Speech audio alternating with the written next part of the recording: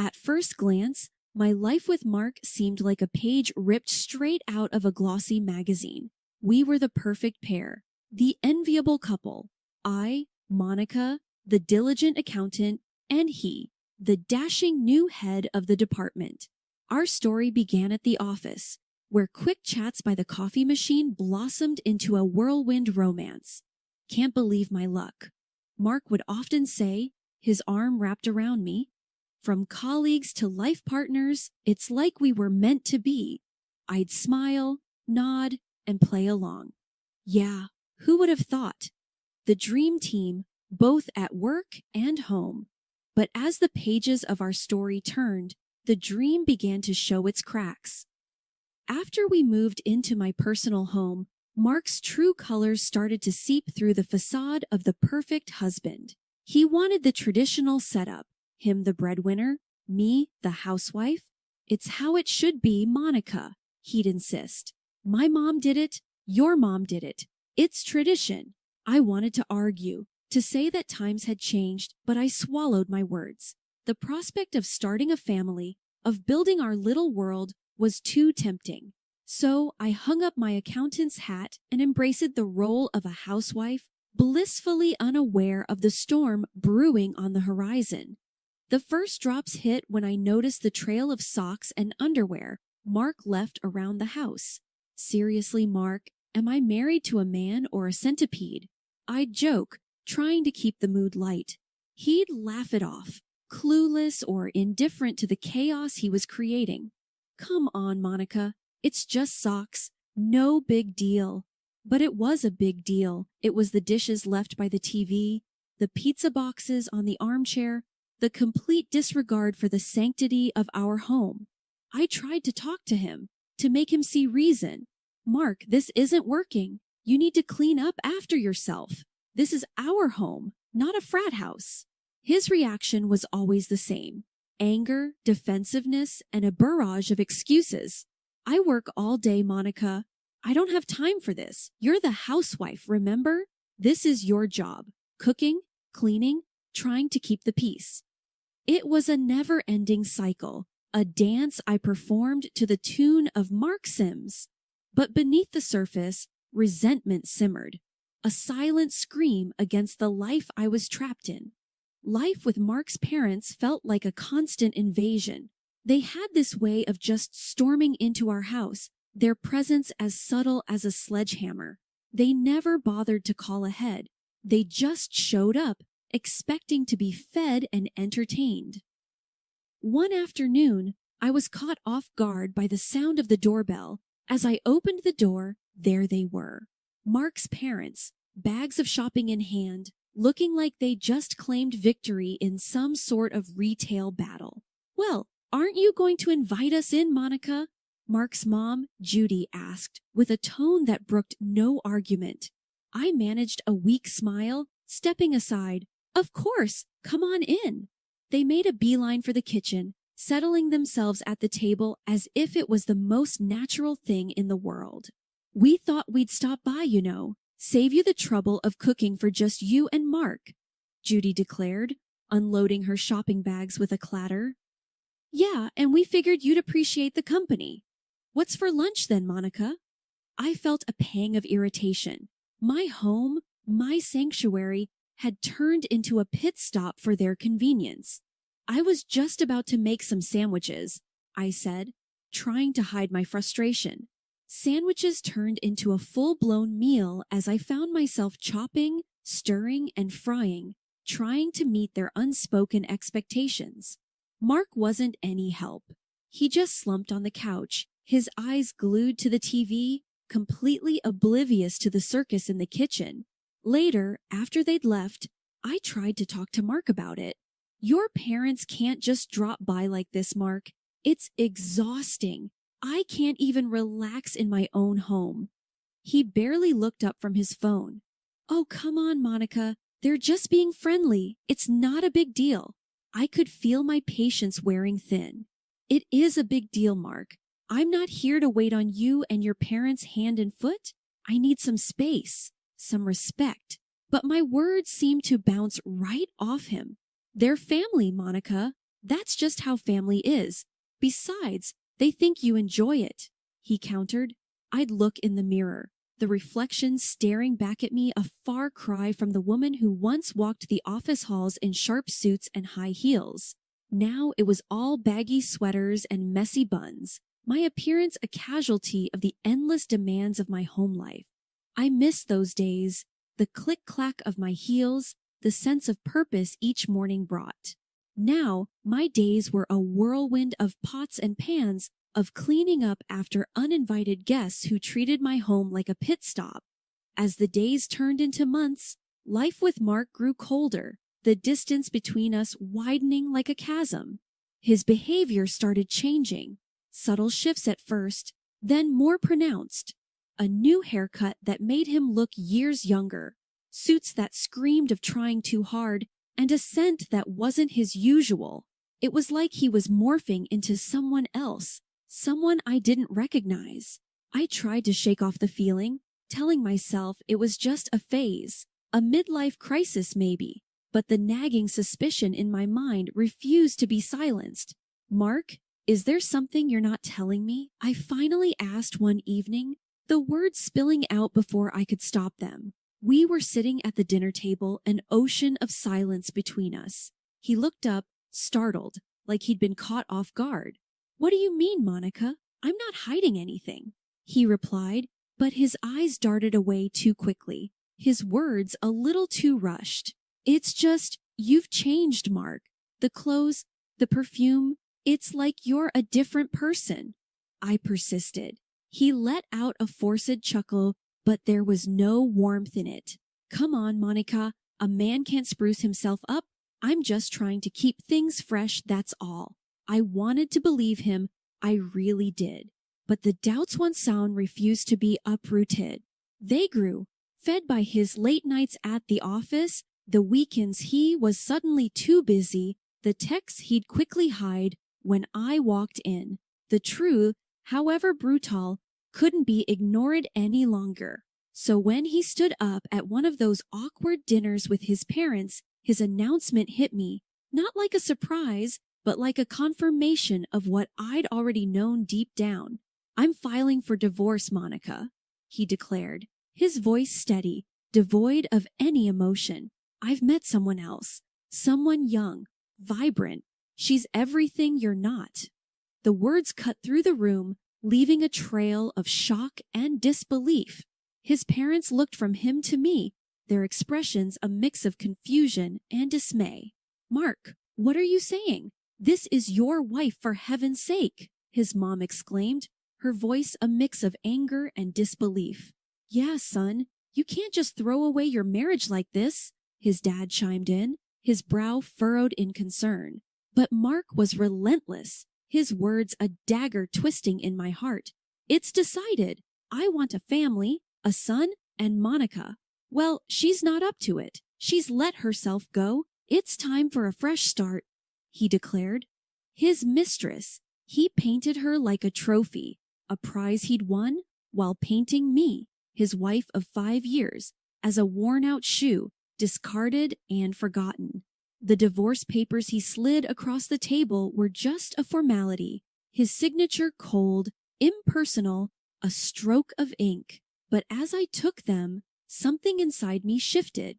The pain, the betrayal, it sparked a fire, a determination to not let this be the end of my story. Fine, Mark. I'm offering you a probation period, I said, my voice steady, my resolve firm. 3 months. If you succeed, I will give you a divorce without further ado. His smirk said it all. He thought he'd won, thought he'd broken me. But little did he know, he'd just awakened a sleeping tiger. Mark packed his things, his smugness almost tangible as he prepared to move in with his mistress. I watched him, my expression unreadable. Enjoy your probation period, Mark. Make sure she's worth it. His grin was all the confirmation I needed, that he had no idea what was coming. The moment he left, I felt a weight lift off my shoulders. It was time for a fresh start, and not just for me. The moment I suggested the probation period, I knew it was a gamble.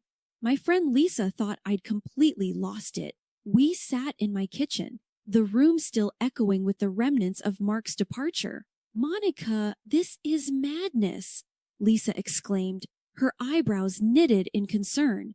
You're just giving him a free pass to walk all over you. I took a slow sip of my coffee, feeling the warmth spread through me.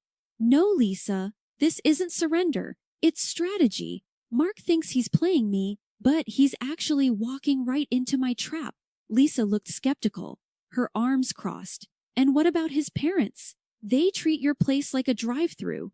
You going to let that slide too? A smirk tugged at the corner of my lips. Oh, they're part of the plan too.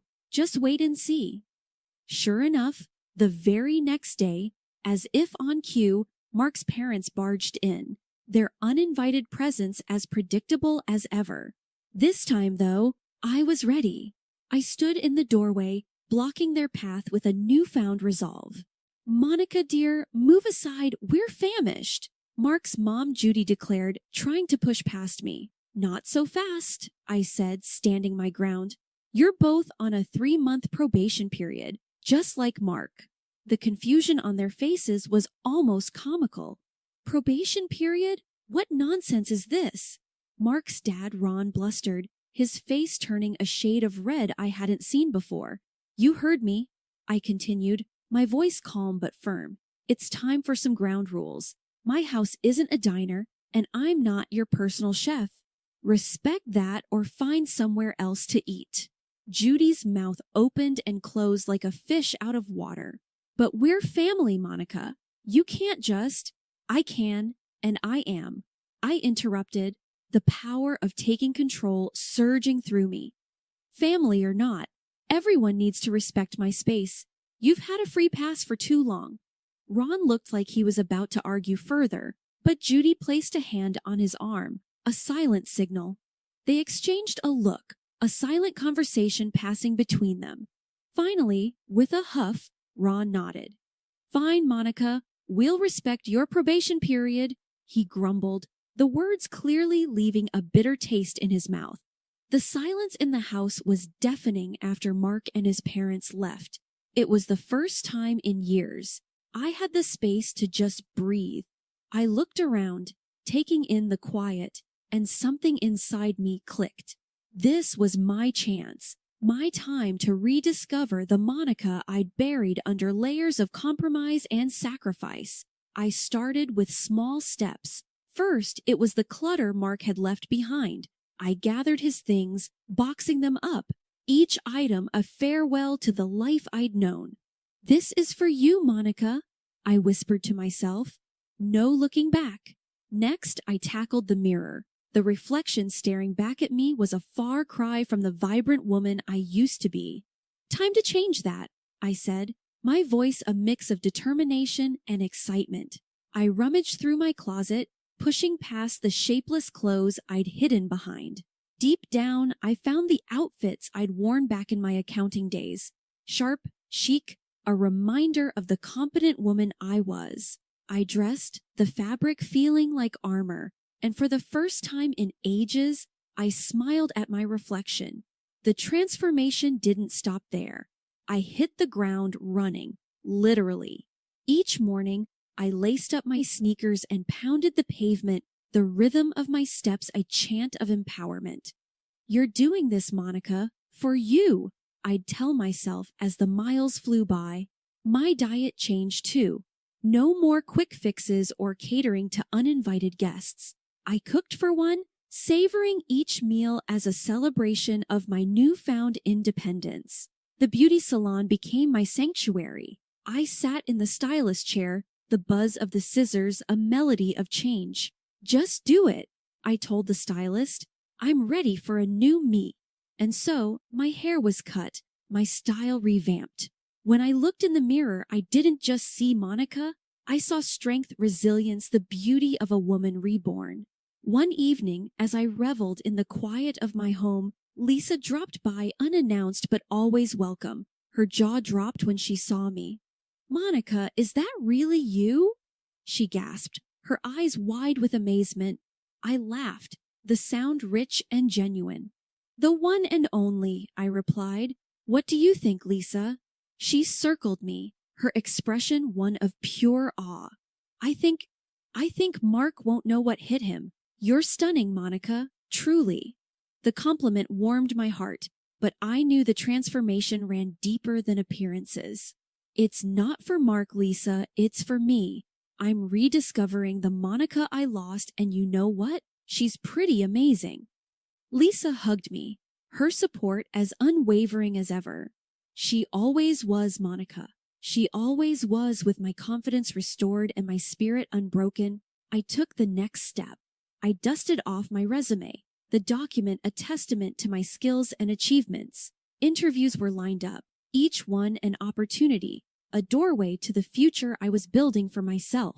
2 months after Mark's departure, my quiet routine was interrupted by a call that I had anticipated, yet it still held a tinge of surprise.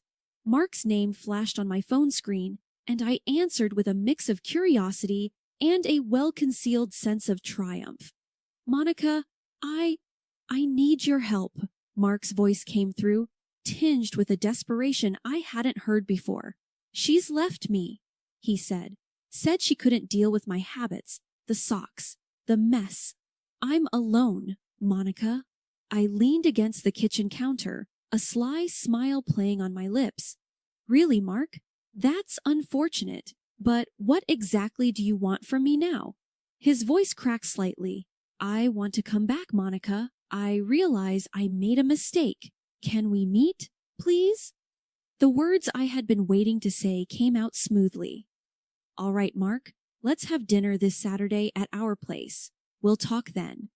I could hear the relief mixed with a note of triumph in his voice. Thank you, Monica. I'll be there. I knew you'd give us another chance. After the call, the wheels in my mind began to turn. This dinner would be more than just a meal. It would be my stage. I promptly called Mark's parents, extending the invitation for what I knew would be an unforgettable evening. Judy, Ron, I thought you should join us for dinner this Saturday. Mark will be there, I said, my voice steady and inviting. Judy's response was quick and enthusiastic. Oh, Monica, that's wonderful news. We've been so worried about you two.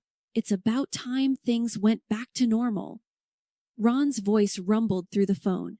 Yes, we're looking forward to it, Monica. It's good to have the family back together. Little did they know that normal was the furthest thing from what this dinner was going to be about. I spent the next few days planning, not just the menu, but also how I would articulate the newfound clarity and strength I had garnered in their absence. Saturday arrived, bringing with it a moment I had anticipated, yet dreaded. The doorbell's chime echoed through the house, a herald of the impending confrontation. I took a deep breath and opened the door. There stood Mark, suitcases in tow, a smirk painting his face. Behind him, Judy and Ron loomed, their expressions a mixture of hope and silent expectations. I knew you'd come to your senses, Mark, his voice dripping with a misplaced confidence as his eyes roved over the new me. Wow, Monica, you look incredible. See, I told you she'd come around, he said, turning to his parents with an air of triumph. Judy chimed in, her voice tinged with relief. Oh, Monica, we're so glad. It's about time things got back to how they were. I motioned for them to sit, my demeanor calm but firm. Please, let's settle down. We have much to discuss. As we gathered in the living room, an awkward tension hung in the air, thick and palpable. Mark, with a misplaced sense of victory, took the lead. Monica, I can't tell you how good it is to be back. I've missed this, missed us, and you've really changed. I met his gaze, my own unwavering. I didn't change for you, Mark. I changed for me. What you're seeing isn't a welcome back, it's a goodbye. The shock on his face was mirrored in his parents' expressions. Judy's hand flew to her mouth, and Ron's furrowed in confusion. What do you mean, Monica? Judy managed to ask, her voice a quiver of disbelief. Mark left because he thought he'd found something better. But life outside wasn't what he expected, was it? I said, turning my attention back to Mark, who seemed to shrink under the weight of my words. It's not like that, Monica. I realized I made a mistake. That woman, she was nothing compared to you. She left because she couldn't handle, well, the things you always took care of. Mark stuttered, his bravado fading with each word. You mean your mess? Your irresponsibility? I corrected him sharply. And now you think you can just waltz back in here, back into my life? Judy interjected, her voice laced with desperation. But Monica, he's realized his mistake. Can't you give him another chance? No, Judy. A mistake is forgetting to pay a bill, not destroying a marriage. And Ron, you both need to understand that my home is not your convenience, I continued, addressing each of them, making sure my stance was clear. Ron, who had been silent, finally spoke, his voice a low rumble. But we're family, Monica. Family sticks together. That's just it, Ron. Family respects each other. Mark disrespected our marriage and you both disrespected my home. That's not family, that's taking advantage, I said firmly. Mark, now fully deflated, made one last plea. Monica, please, I have nowhere else to go. It's too late for promises, Mark, we're done. And as for having nowhere to go, that was your choice when you left. I've moved on. You gave me these divorce papers, I said, holding them up, and I signed them. We've been officially divorced for 2 months. The room went silent, the shock palpable in the air. Mark's parents looked from him to me, disbelief written all over their faces. You're divorced? Judy finally managed to say, her voice barely a whisper. I nodded. Yes, and now I'd like Mark to collect his things and leave my house. And Judy, Ron, I wish you well, but from now on, my home is my own, I declared, the finality in my tone brooking no argument. Mark was grasping at straws now, desperation clear in his voice. Monica, please, I made a mistake. I'll change. I promise. I'll clean. I'll cook. I'll do anything. But my decision was firm. It's too late, Mark. It's over between us.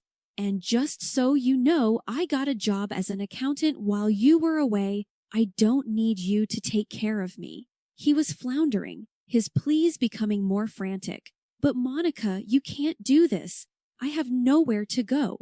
That's not my problem anymore, Mark. If you don't leave, I'll call the police, I said, my tone leaving no room for negotiation. At that point, Judy and Ron stood up, their faces a mix of disappointment and realization. They approached Mark, each taking one of his arms. Let's go, son. You've made your bed. Now you have to lie in it, Ron said, his voice heavy with resignation. Before they left, Judy turned to me, her eyes softening. Monica, you're right. Our son was a fool to let a woman like you go. Life after Mark and his parents' departure settled into a rhythm that was all my own.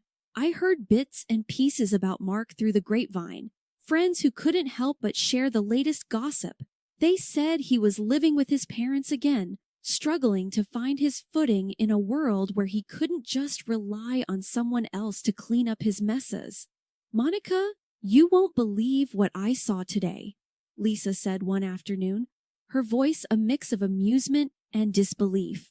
Mark was at the grocery store, and let me tell you, he looked rough, hair all over the place, clothes mismatched. It's like he's lost without you.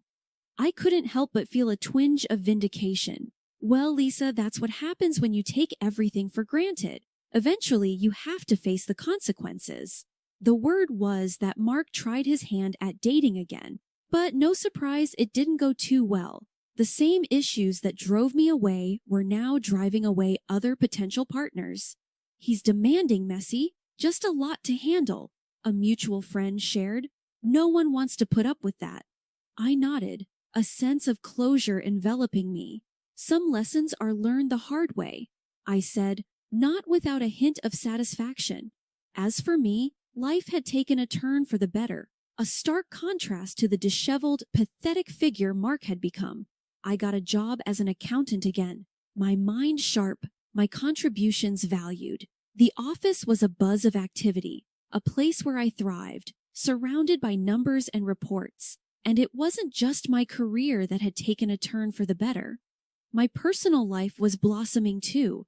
There was someone new, someone who was everything Mark wasn't. His name was Daniel, and he brought a sense of calm, a respect that I had longed for. As the days turned into weeks and weeks into months, my life was a testament to resilience, a story of rising from the ashes. Mark, now just a distant memory, was a reminder of what I had overcome. I was Monica, no longer the shadow of someone else's demands or expectations.